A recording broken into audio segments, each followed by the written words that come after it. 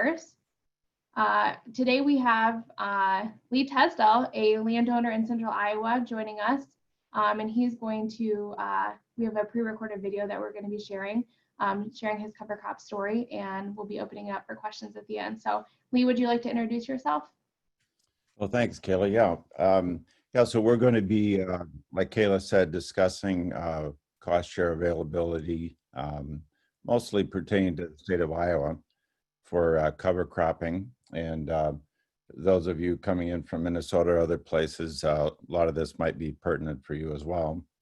Yeah, so I own an 80-acre farm, Tesdell Century Farm in northern Polk County. And been working with Mike Helland, my neighbor, who does the row cropping, to institute no-till and cover crops on the farm. We're trying to improve the soil health, and we're trying to reduce some of the excess nutrients that flow into 4 Mile Creek watershed as well. So we hope you have a lot of questions for us, and thanks, Kayla, for being the cost share expert today.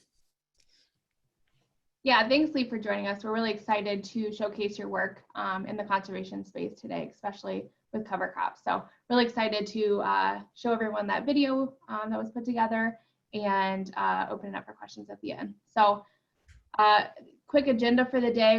I'll be sharing a presentation going over the cost share program. So all the details of cost share rates and eligibility. And then again, we'll share that video from Lee and his tenant farmer, Mike, and then open it up for questions at the end. A couple of housekeeping items before I get into my presentation is first, if you want to see just the speaker view, so who is speaking, the top right corner of your Zoom screen should say speaker view or gallery view. If you see the words speaker view, go ahead and click that and it will show up with whoever's speaking at the time. So right now it would be showing my face in a larger screen so that you're not seeing all the black boxes with names. If you are seeing the words gallery view, you're already in that setting, so you're good to go. As I said a moment ago, we're asking or answering questions at the end of today's webinar. So if you think of questions throughout the presentation, go ahead and put those in the chat box at the bottom of your screen. There is a couple of options there. You can send it to everyone or just one of the speakers. We would prefer you do ask your questions to everyone so that those that are monitoring the question box can see those, and we can make sure and get everyone's questions answered at the end. If you are watching on Facebook, thanks for joining us. If you do have questions, go ahead and put those in the comment box on Facebook Live, and we have a colleague that's checking those questions, and we'll be putting those in the chat box here on Zoom so we can make sure we get those answered as well. And then if we run short on time and there are still questions to be asked, we by all means will definitely get those answers to you. Okay, let's go ahead and get started. I'll share my screen here.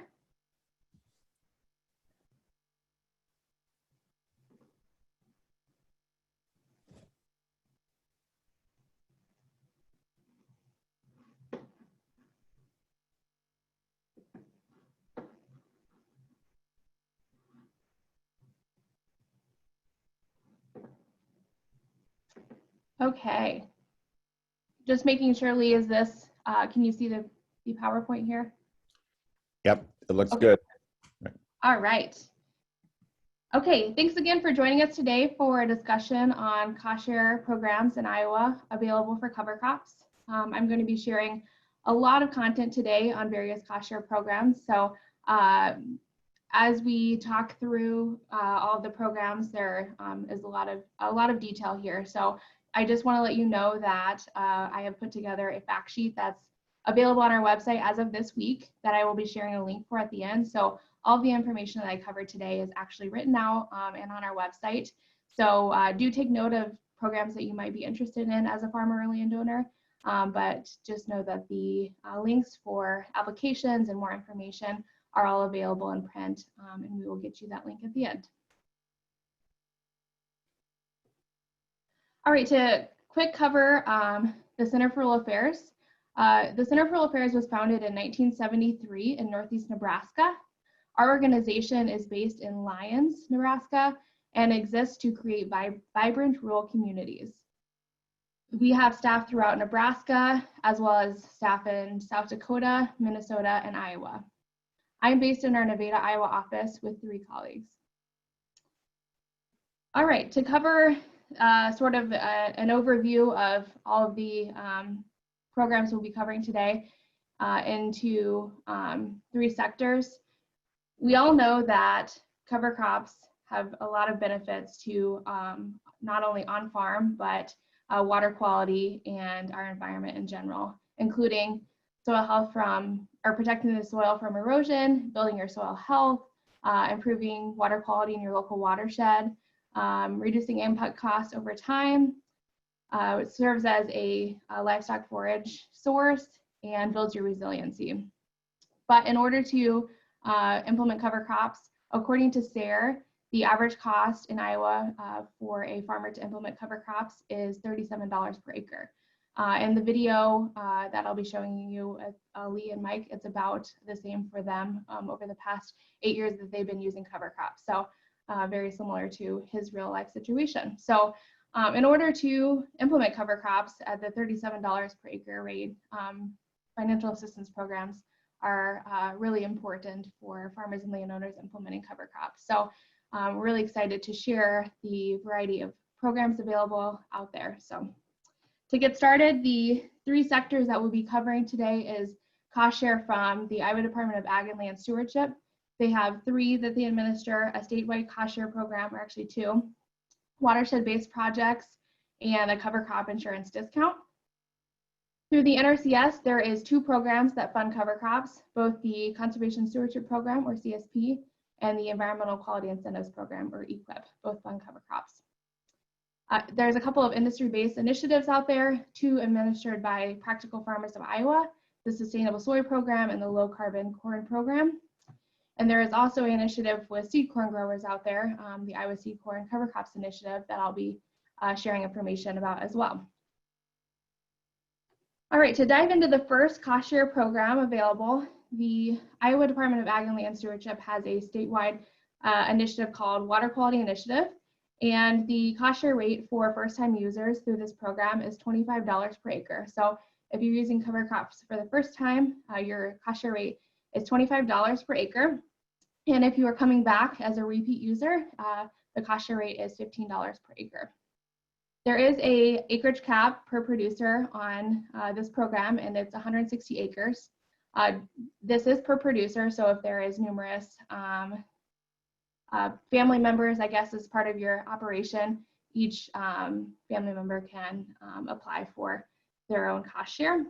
So just know that there is an acreage cap there. Applications are available at your local Soil and Water Conservation District office. And as many of you know, that is the same office as the Natural Resources Conservation Service office, or NRCS, and in most cases in Iowa, actually in the same building as the FSA office. Applications for this program are available starting late May, and they are on a first come, first served basis. Just know that it has to be before you seed your cover crops. So if you're seeding in August or September, your paperwork needs to be filled out beforehand.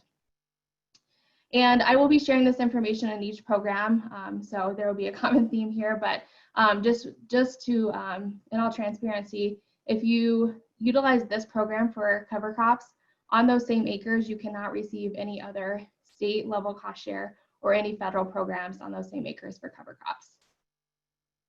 The other statewide program available for producers using cover crops in Iowa is the Iowa Financial Incentives Program, or IFIP. I don't have much information here about that because it varies by county based on a local decision. So that money not only funds cover crops, but other program or other conservation practices as well. And so it's a local decision on the cost share rate they're going to give to producers, and how many, like what an acreage cap looks like, or any other eligibility requirements. But if you go into your SWCD office and you want to do cover crops for the first time, they're going to send you to the Water Quality Initiative program. And then as a backup, when funds run out of that program, IFIP is a good backup for each county to have. The next IDOLS program I'm going to cover is the watershed-based project. So this map on the right-hand side is the current projects that fund cost share through IDOLS. So if you farm in one of these watersheds and use cover crops, you're eligible for this program. In most cases, there is a $25 per acre cost share rate and an acreage cap of 160, similar to the statewide program. Applications for this program are available through the watershed coordinator, which in most cases in Iowa are located at your SWCD office. And like I said, that's with the NRCS office. But in a couple of cases, they are located at nonprofit offices. But if you go into your NRCS SWCD office, you're going to be able to get contact information for the watershed coordinator if they're not actually located within that office. Applications available late May usually and through August, and again before seeding. So it's again a first come, first serve kind of program. And if you utilize this program, you are not eligible on those same acres for any other state level programs or any federal programs. All right, moving on to the Natural Resources Conservation Service or NRCS programs. The first being Environmental Quality Incentives Program or EQIP. So this program has 3 different cost share rates. The first being a basic payment for a cover crop that survives the winter. A common example of that is cereal rye. The cost share rate for that is $29.82 for 2020. And there is also a cost share rate if you're doing 2 or more species, and 50% of that has to survive the winter. And that's a higher cost share rate of $35.65. And the final cost share rate through EQIP is $17.60 per acre for winter kill species. So a common cover crop species in Iowa for that is oats. The way EQIP works is a 3-year contract. And so you are required to do cover crops for 3 years in a row through this program. Applications are accepted on a continuous basis, but you, with this program and with the other NRCS program, you have to think ahead. So for 2020 currently, if you are wanting to enroll in either EQIP or CSP, you will need to wait to enroll in the program until after fall this year for 2021. So you wouldn't be able to start receiving this cost share until next fall, but applications are cut off in mid-March. So be thinking about that now and get with your soil conservationist or district conservationist through NRCS to put your application together throughout the winter. And if you use this program, you are not eligible on the same acres for cover crops for any other federal or state level program. So if you have 100 acres enrolled in this program, you can still be enrolled in CSP for various other conservation practices, but you cannot get cost share for cover crops on these same acres through the other program. The Conservation Stewardship Program is the other NRCS cost share program. This is a different setup, and it's actually a 5-year contract, and you actually are coupling your cover crops with various other conservation practices. And these are all based on your resource concerns and your goals for your land. So again, 3 different cost share rates based on the type of cover crop and the amount of species you're seeding, with an enhancement payment with a range. So that's based on somewhat of a resource concern and some requirements and eligibility within that. So it's really good to talk to your district conservationist about this program if you're interested. Just a little bit of a longer term commitment, and they're really encouraging you to do a variety of conservation practices.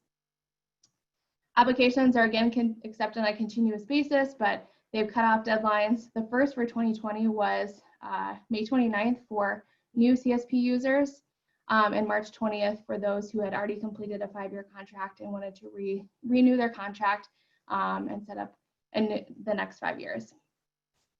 And again, the same with the EQIP program. If you are enrolled in this program, you cannot receive federal or state level cost share on those same acres for cover crops. So however many acres you have enrolled in this program, you cannot receive cost share for cover crops on those same acres. All right, diving into the industry-based initiatives, the first being the Sustainable Soy Program. So in order to be eligible for this program, you have to sell soybeans to the ADM Des Moines supply chain to qualify. So applications for this program are accepted on a continuous basis through Practical Farmers of Iowa in partnership with ADM and Unilever. But you have to, so they essentially batch the applications at the beginning of the year, and you have to sell soybeans in the ADM Des Moines supply chain, which is most of central Iowa, within that calendar year. So you have to sell beans sometime in that year in the ADM Des Moines supply chain in order to qualify for this program. The cost share rate is $40 per acre for up to 40 acres if you're a first-time cover crop user. If you have used cover crops before, you have a reduced rate of $10 per acre for up to 160 acres, or 10% of the total acres farmed, whatever is larger. Again, this is administered through Practical Farmers of Iowa. They have a lot of information and a form to fill out on their website, and then you will receive a consultation from one of their cover crop associates at the organization. In order to, if you are enrolled in this program, since it is industry funded, you actually are still eligible on those same acres for other cost share, whether that be state or federal level. So a really good opportunity to double up on cost share. The other Practical Farmers of Iowa program is the Low Carbon Corn Program. Same rules apply here, but you have to be selling corn directly to Cargill and Eddyville to be eligible for this program. So you have to be selling right to that plant in Eddyville. And again, you have to sell corn within that calendar year in order to qualify. The same cost share rate applies here, $40 if you're a new user for up to 40 acres, $10 if you're a repeat user for up to 160 acres, or 10% of your total acres farmed, whichever is larger. This is sponsored by PepsiCo and Cargill, and the same form on the Practical Farmers of Iowa website, which is listed here. And again, I'll remind you all of this information is on the fact sheet that I will share at the end, and we'll make sure and get you that link. So you can go click right on that link and it'll take you right to that website if you're interested.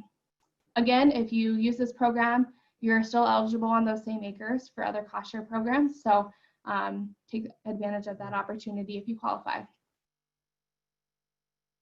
And the last industry-based initiative program that I'm going to discuss today is the Iowa Seed Corn Cover Crops Initiative. This is for seed corn growers with the following companies, which I think covers all companies in Iowa that you could grow seed corn for. The cost share rate for this program is $15 per acre for winter hardy cover crops. So those cover crop species that survive the winter. Again, cereal rye is a common example of that. $10 per acre for winter cover crops. So those that are not going to survive the winter. Again, a common example is oats. An additional 5 acres for first-time cover crop users. The really cool thing about this program is there's actually no acreage cap for this. So if you are growing seed corn on 400 acres for one of these companies, you can get the cost share for all 400 acres. It is administered through the Iowa Seed Association. Shannon is the coordinator for this, and I think she is on this webinar. I think I saw her chat. So if you have any questions about that, we actually have the expert in-house today. So please do ask questions if you have those, and I will make sure she can answer those for you. Applications for the Seed Corn Cover Crops Initiative are available through sustainableseedcorn.org. And by participating in this program, you're actually not eligible for any other state level or federal level cost share on those same acres, because this is an IDLS funded project. All right, the last initiative that I'm going to talk about today before I open it up for, or share the fact sheet and share the video, is the crop insurance discount program. So if you are not enrolled in any state or federal program on the acres that you're doing cover crops on, you actually qualify for this program. And what it is a $5 per acre discount on your crop insurance premiums for the following spring. So you do cover crops this fall, next spring, you're eligible for this if you did not receive cost share for those acres. And in some circumstances, you might be receiving cost share for part of the acres you do cover crops on, and the other part you can qualify for this discount. This is administered by the Iowa Department of Ag and Land Stewardship and in partnership with USDA Risk Management Agency. Applications are after you seed your cover crops. So October through January is when you sign up for this program at cleanwateriowa.org, and this is a IDAL's website. All right, the fact sheet that I've been talking about, this is a screenshot of a couple of the pages. This is the same information that I've shared on each of the slides today. Just want to show you what it looks like. The website here at the bottom is where you'll go to find that. And I have somebody going to be putting it in the chat box too. So you can just click right on that and save it for later.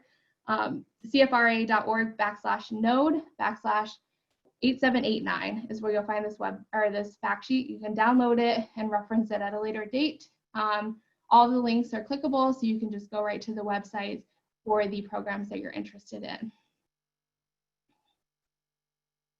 Okay, here's my contact information. I'm going to go ahead and stop sharing my screen. I'll share this information at the end again, and we'll go ahead and get Lee and Mike's video started.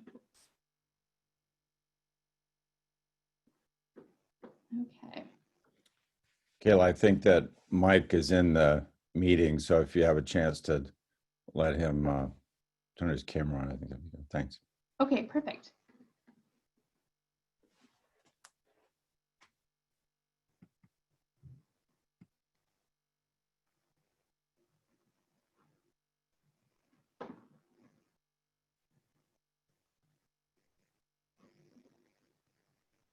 Okay, I'm going to go ahead and start the video. This is a just under 6-minute video, so sharing Lee's cover crop story. My name is Lee Tesdell. I'm the owner of the Tesdell Century Farm here. I live just half a mile north. I'm a 5th generation owner on this farm in my family. And so what happened here is this 80-acre farm was owned by my father and my uncle and my aunt. And then I slowly bought out those family members, and so I'm the owner today. What we're doing here is we put in terraces and we put in buffer strips along the creek. And Mike Helen, my neighbor, has been farming here for more than 25 years, I guess. And so it's been no-till 25 years, and this is our 8th year of cover cropping. And so we're trying to do as much conservation on the farm as we can, trying to be good citizens and leave it in better shape than we found it for the next generations. My name is Mike Helen, and I've been farming for about 42 years, Polk County, Iowa. The advantage of working with somebody like Lee is that you don't have to worry about what the landlord thinks. There are some landlords that might frown on even trying anything like this. Lee, I don't know who approached who first in 2012, but we were both kind of thinking about it, and we decided this would be one of the farms we did it on since he wanted to do it. And so it's, he's just been a good partner. On my Tesdell Century Farm here, we've been cover cropping for 8 years.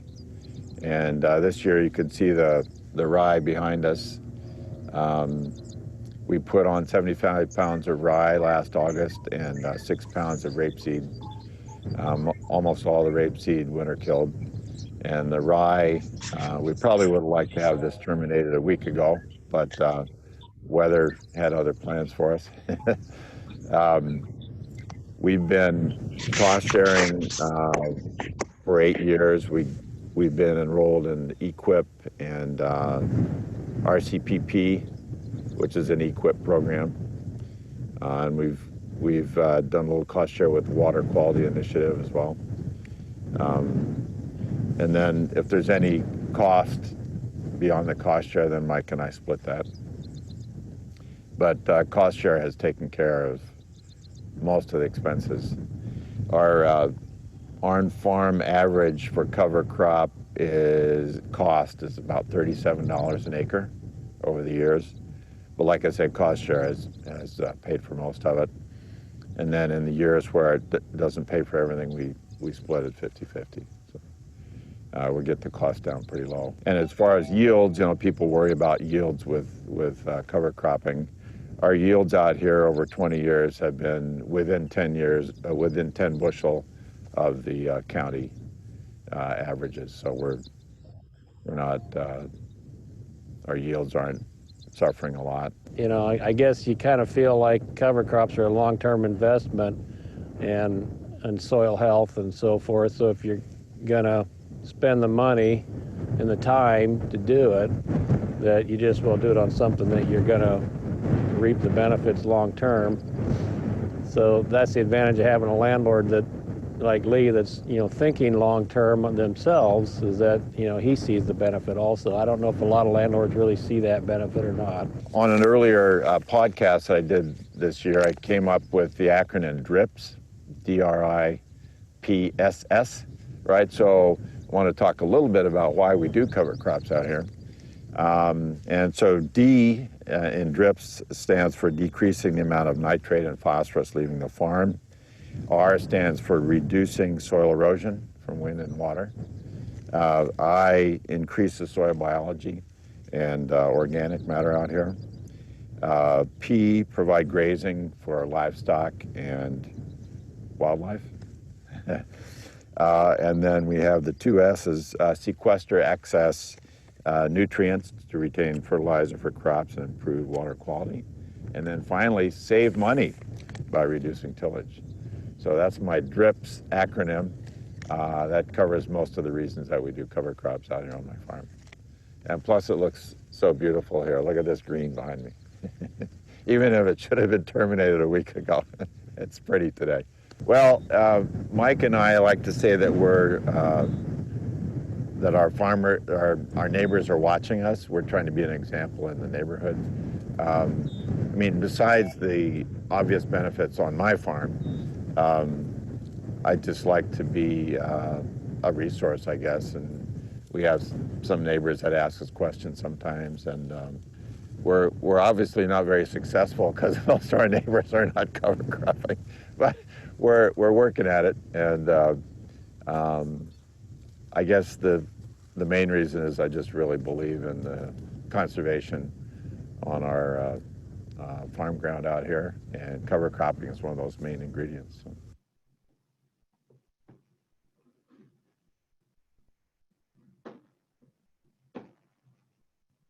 All right.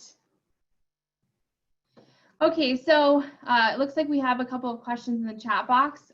If you have thought of questions, please do put them in the chat box so we can see them. If you're watching on Facebook, please just write those in the comment box, and I have a colleague that is transferring them over to the chat box.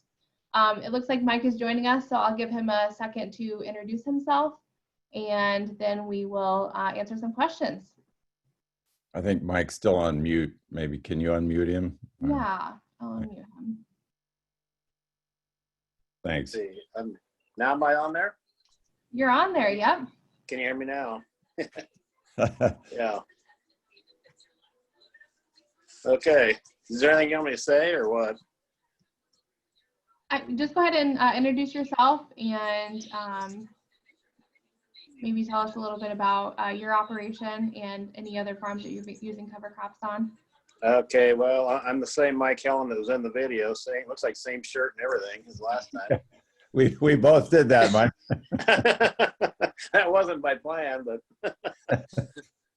so yeah, we've got other cover crop acres. We've probably got 1, 2, 3, 4, 5, 6 other farms that are under cover crop this year. A varying success. We got one north of Huxley that's just phenomenally thick.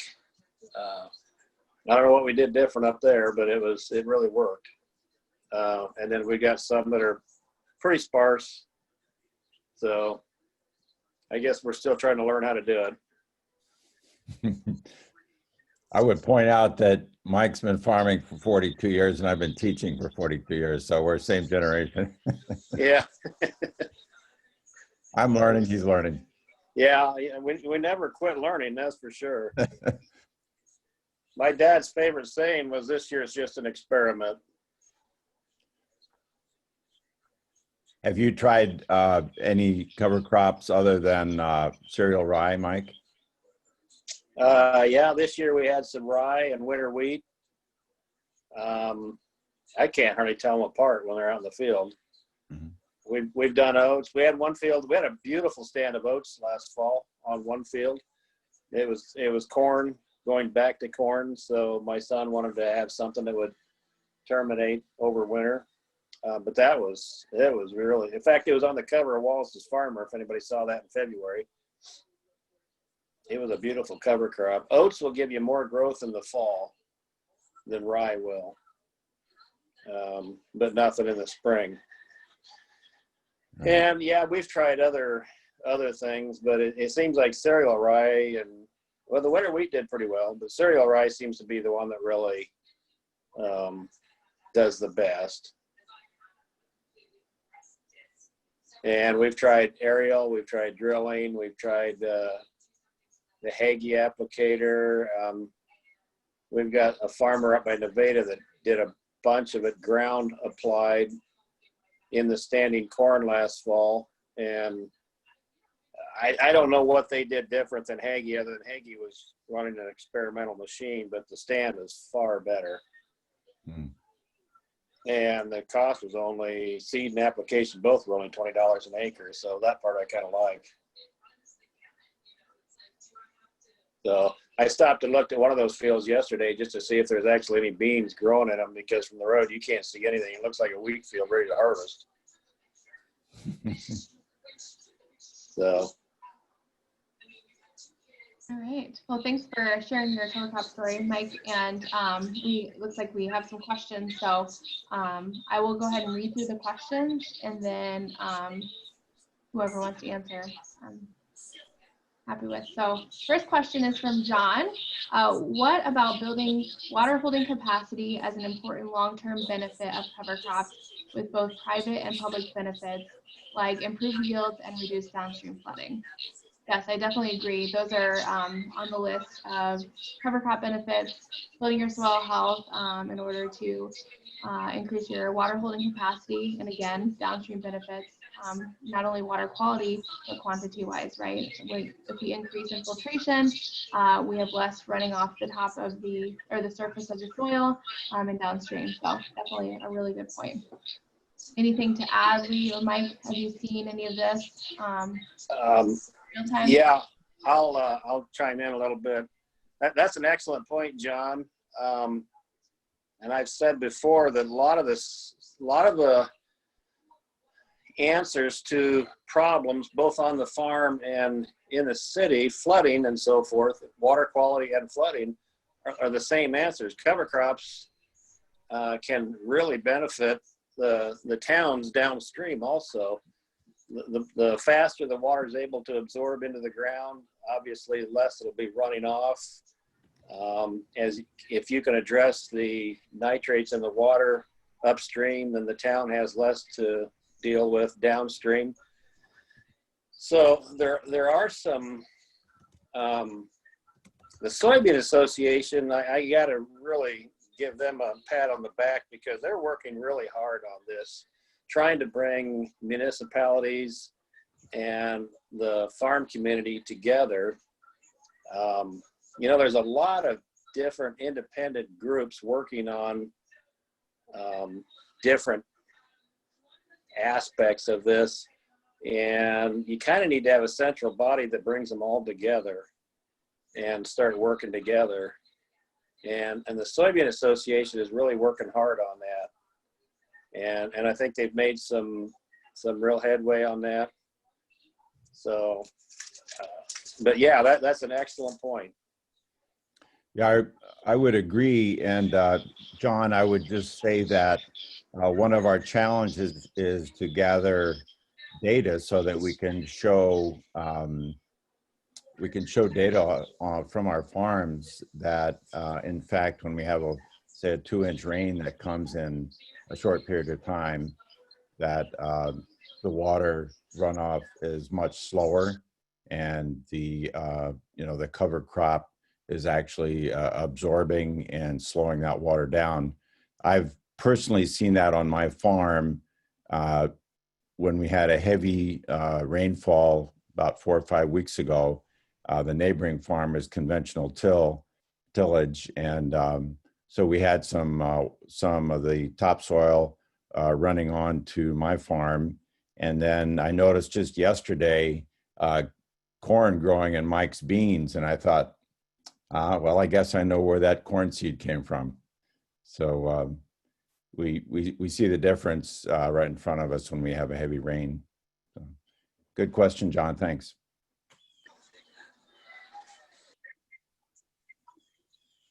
Okay, next question is from Ruth.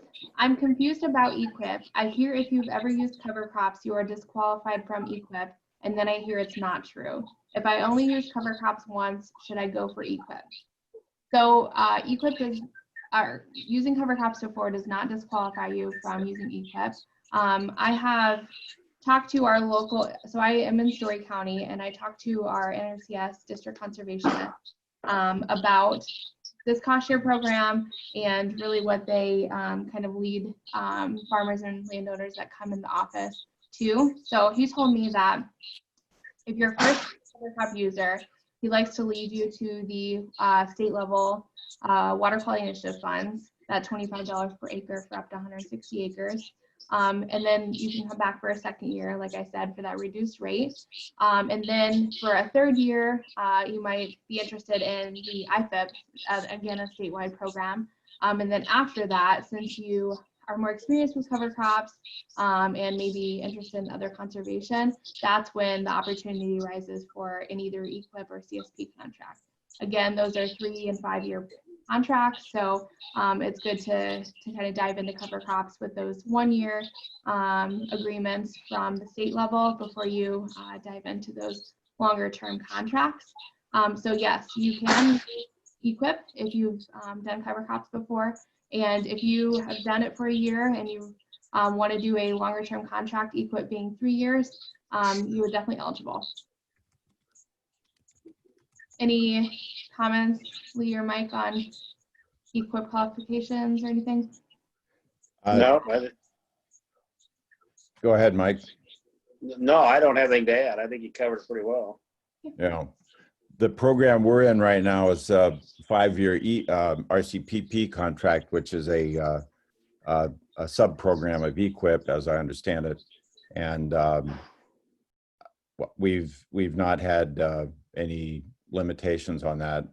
On the other hand, it's just 80 acres, and it's our first RCPP contract. So I would say to Ruth that it's important just to speak to the NRCS folks in the county where your farm ground is located, and see what they have. And obviously Kayla has all the information there too. So.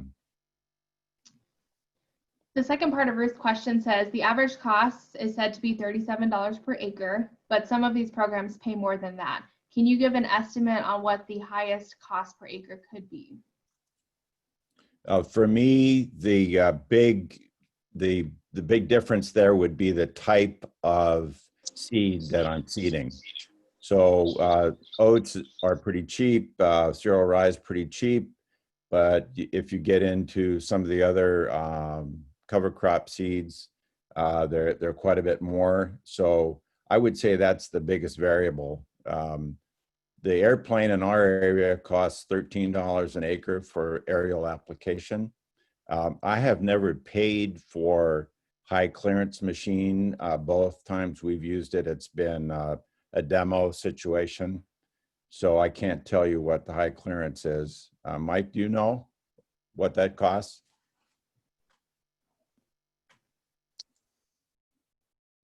Is any? I have him muted, sorry, let me unmute him. Oh, okay. Yeah, there's feedback or background noise there, so. Okay. Can you hear me now? Yep. Like I say, the other outfit that we used was $20 an acre. That was seed and the application. Okay. So I'm guessing it's around $10 each, I suppose. I don't know. Okay. Well, like I said, Mike, I think you'd agree with me that the big factor is the seed, right? Some's cheap and some's expensive. Yeah. You know? Yeah. Yeah. When you start getting into all these different mixes, you can run up the cost quite a bit. So it's kind of depends on what you're trying to achieve. If you're trying to just achieve erosion control, nitrogen sequestering, yeah, I think just rye is all you need. But if you want to get into grazing or trying to build diversity in your soil, you know, that's, I guess, when you want to go to more species. But I have a hard time getting any real growth out of anything else.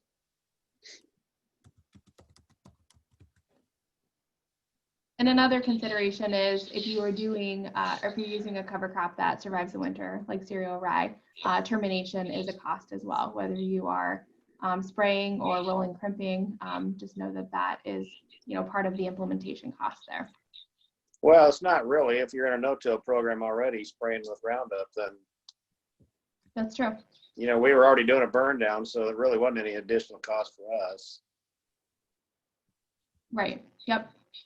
I think that's a good point. Could you say a word about the relationship between cover crops and no-till, Mike?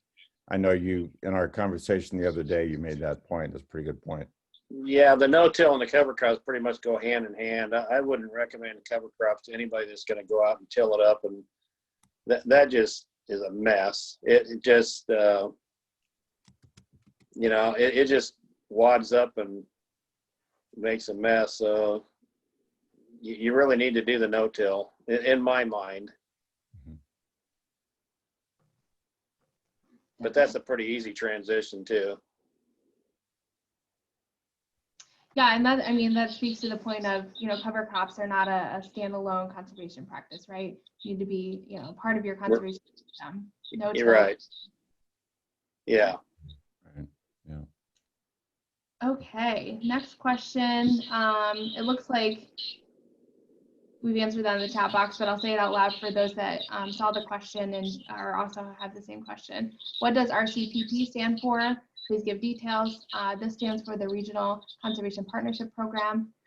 Essentially, some areas across the nation through NRCS have specialized additional cost share, and this is administered through the EQIP program, and it's essentially, I guess, another priority watershed type project. So Lee just happens to be in one of those project areas, and so he qualified for that additional payment, or I guess additional qualification. Right. And I will say that it does, Kayla, it does pay off, in my opinion, to be on good working terms with the folks at SWCD and NRCS, and just go in once in a while and check in and ask them, you know, what programs are available this year and so on. And I think that that helps both sides understand what's possible with conservation work. So. Right, and thinking ahead, right? So a lot of these, especially the federal programs, you have to do this way in advance, and even the PFI programs. So be thinking about this, you know, after you harvest this year for next year, right? So as you're making your plans for the following year, be thinking about some of these programs for cost share you can enroll in as well. Right, and not only the cost share, thinking ahead for cost share, but thinking ahead for ordering seed. When I was in the shower a little while ago, I thought, geez, I probably should be thinking about ordering my seed as well, because I know we ran into that situation last fall with Heartland Co-op locally. I ordered my cereal rye through them, and it was kind of last minute, and they were scrambling. So good idea to get your list in now, I would think, for your cover crop seed if you don't already have it in. Perfect. I did miss a question, so I apologize for that. The question was, as a future landowner, what is the best way to approach your tenant farmer with the idea to do a cover crop? Recommendations on how to determine costs, split costs, and order to be fair.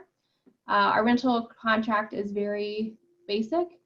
So do we need to amend the contract to account for cover cropping? And I think you two can speak to this very well. Yeah, Mike knows all about our official stamped contract situation, right, Mike? Or the lease that we have? Yeah.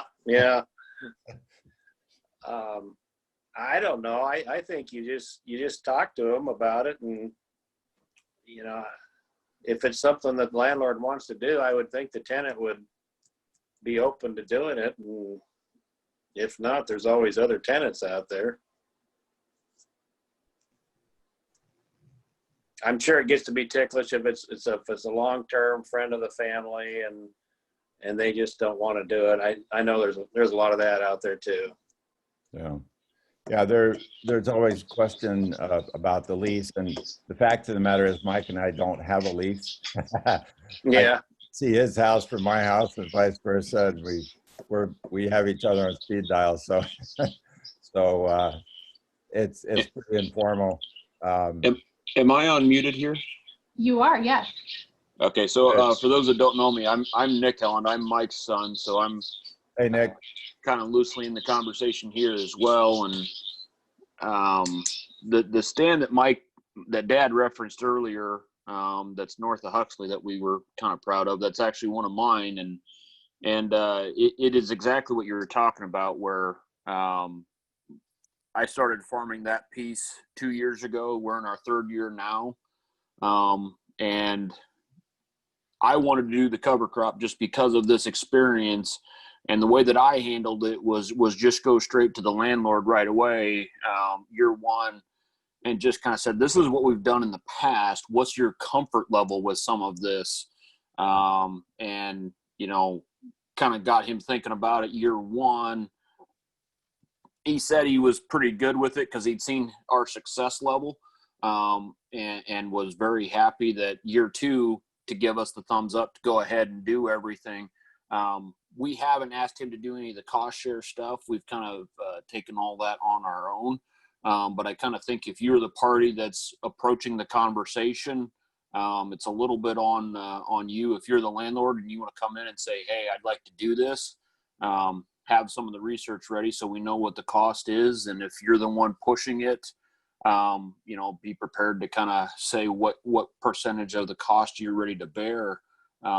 We happen to be of the mind that we wanted this no matter what. So we were going to take on all the costs, and thankfully we've used some of the programs that were already mentioned to cover all those. So I would just say, if you're starting the conversation, be prepared with data and what you're willing to do in the conversation. Right. I think my son is in too. What do you have to say about the next generation and working with the Helen crowd, Ramsey? Hello, everybody. It's good to see you, Mike. Good to see you, Nick. We were supposed to be there, arriving in a few days. I don't live in Iowa, but we were supposed to arrive in a few days. But unfortunately, the coronavirus has kept us where we are. Yeah, no, I mean, I think it's really important. That's why it's really important, you know, for me to join this conversation and to make sure that the future generations know the different programs out there. I think there was one question about how many, all the different programs, and there's a lot, and maybe it can be more effective if they were utilized in different ways and whatnot. And I think that's really important to keep that conversation going. And it's really important, I know, for my father to the next generation, and even for my brother and I to pass that on to our children as well. So I think having a good relationship with the landlord tenant is extremely, extremely valuable. And I think Nick's approach is right on the money. You open the conversation and you start talking and you see what people are comfortable with, and then you figure out what each person's expectations are, and you figure out something practical that can be done. And I think, you know, learning, as both my dad and Mike said, you always learn.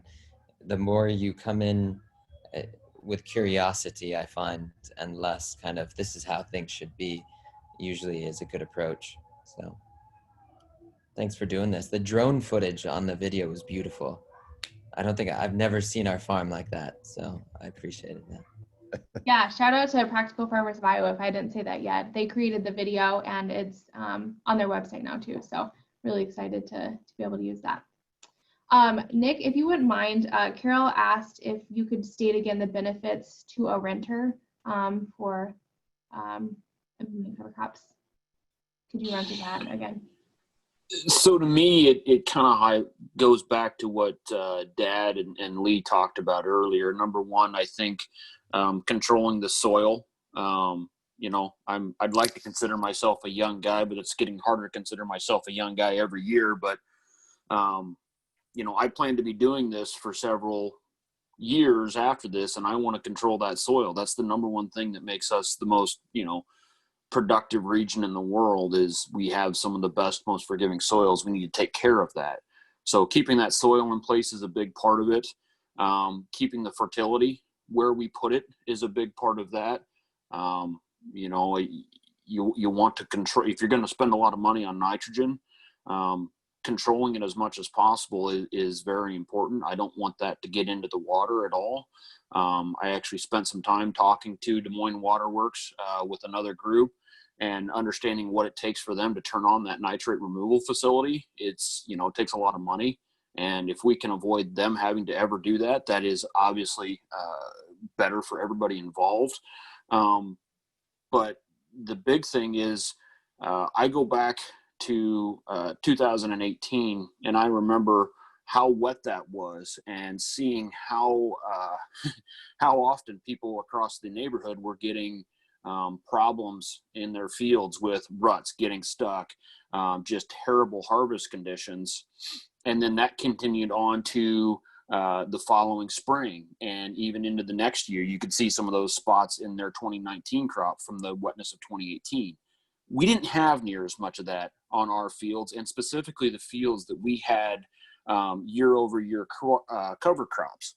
So I think our soil structure had been built up and had been kind of in a better place to handle a situation like a very wet 2018. And that to me was very telling of, hey, I'm saving time and money this year in 2018 harvesting it, and also 2019 and the year after. So some of that stuff doesn't show up on a balance sheet, but that improved soil structure continued to help you 2 and 3 years down the road.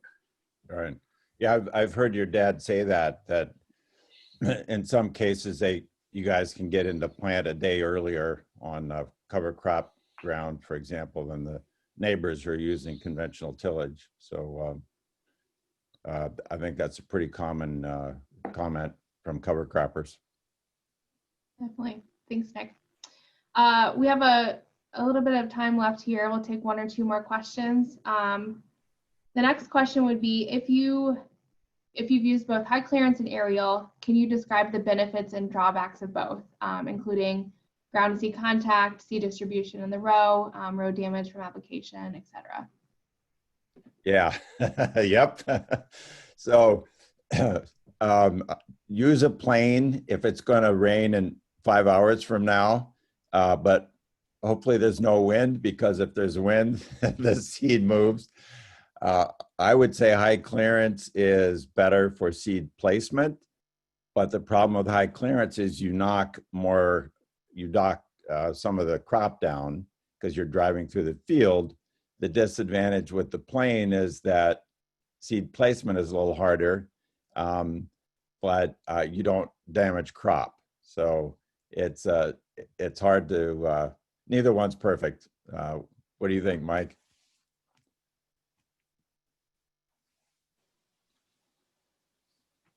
I can jump in if Dad's having an issue getting unmuted there. Okay, there I am. I'd say try everything. We're probably going to have some ground applied.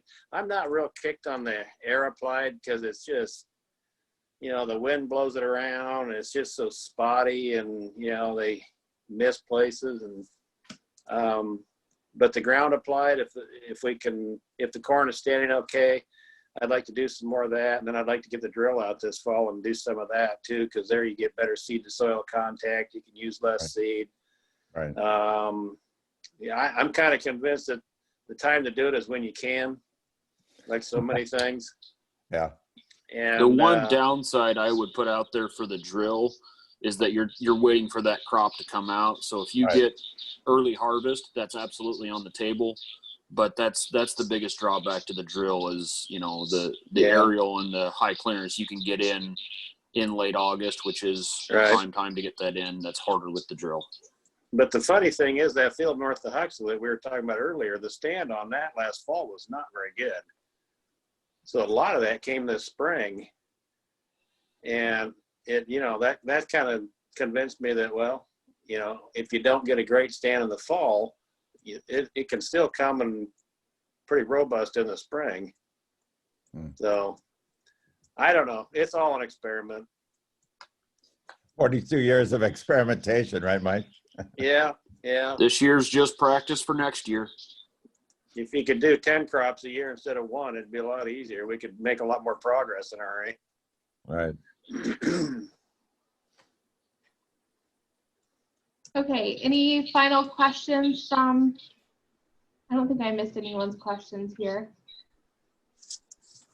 You did say that this would be recorded and available later, right, Kayla? Yeah, so yep, it's recording right now, and we'll put it on our YouTube and make sure all the participants get a link to that.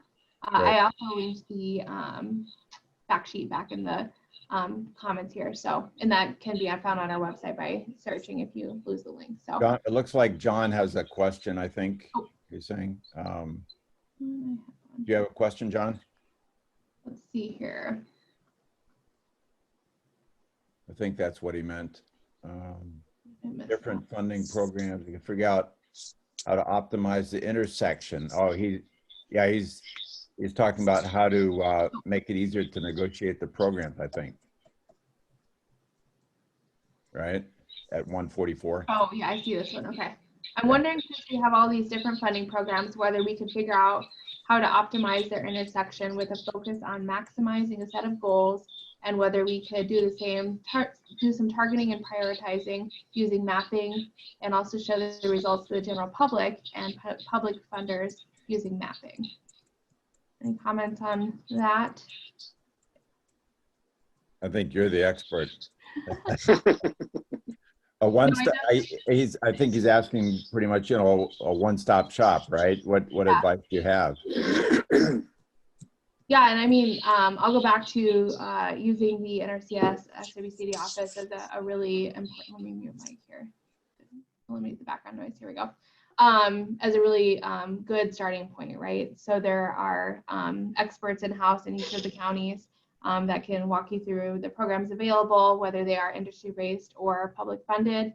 But yeah, some of these ideas with being more transparent with the benefits and some of the mapping is definitely some really good points and really good ideas.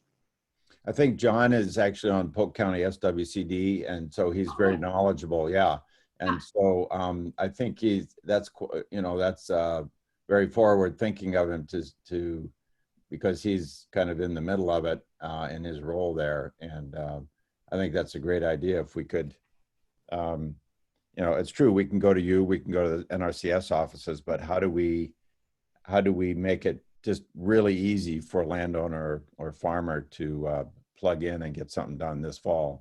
I think the other aspect of it is, you know, I'm a lifelong learner as well.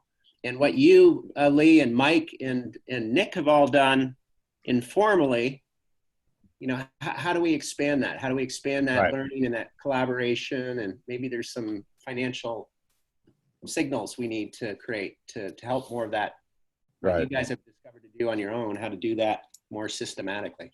Yeah. No, I think that's great. And one of the points I always make is with Iowa, at least 60% rented ground. You know, our main focus probably should be on landowners, even more than farmers. And that's the big question, John, is how do we get to absentee landowners and who might be living in out of state and maybe don't know much or care much about conservation.